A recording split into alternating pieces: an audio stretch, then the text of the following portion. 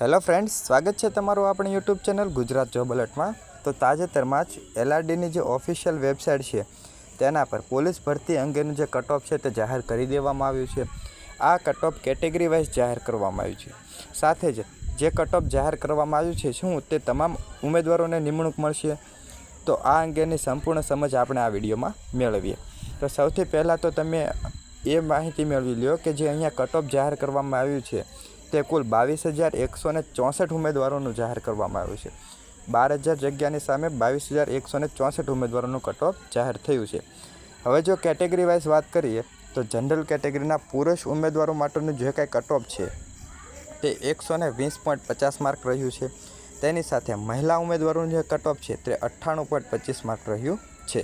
તેની સાથે દસ્તાવેજ ચકાસણી માટે કુલ જનરલ કેટેગરીના 10,333 ઉમેદવારોને બોલાવવામાં આવેલા છે। ત્યાર પછી વાત કરીએ ઈડબ્લ્યુએસ કેટેગરીની, તેમાં પુરુષ ઉમેદવારો માટેનું જે કટ ઓફ છે તે 94.50 માર્ક રહ્યું છે, જ્યારે મહિલા ઉમેદવારોનું કટ ઓફ 80.50 માર્ક રહ્યું છે। જ્યારે દસ્તાવેજ ચકાસણી માટે ક્વોલિફાઈડ થયેલા કુલ ઉમેદવારોની સંખ્યા 2,781 છે।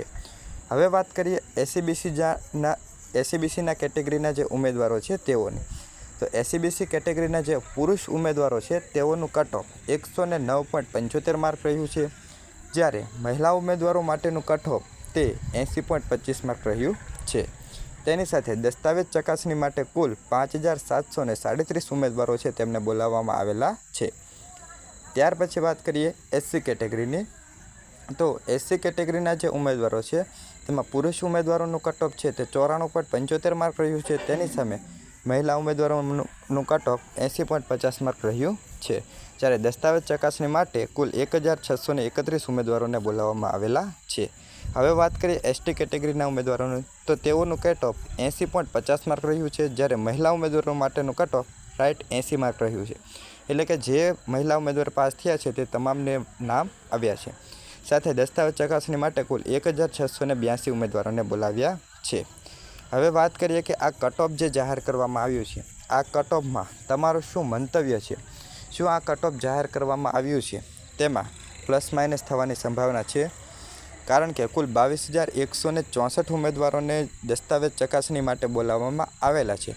તો કેટેગરી વાઇઝ આ જે કટ ઓફ છે તેમાં 1 થી 2 માર્ક પ્લસ થવાની સંભાવના છે। જો ઉદાહરણ તરીકે તમે વાત કરો તો એસસીબીસીના જે કેટેગરીના ઉમેદવારો છે તેઓનું કટ ઓફ 109.75 રહ્યું છે।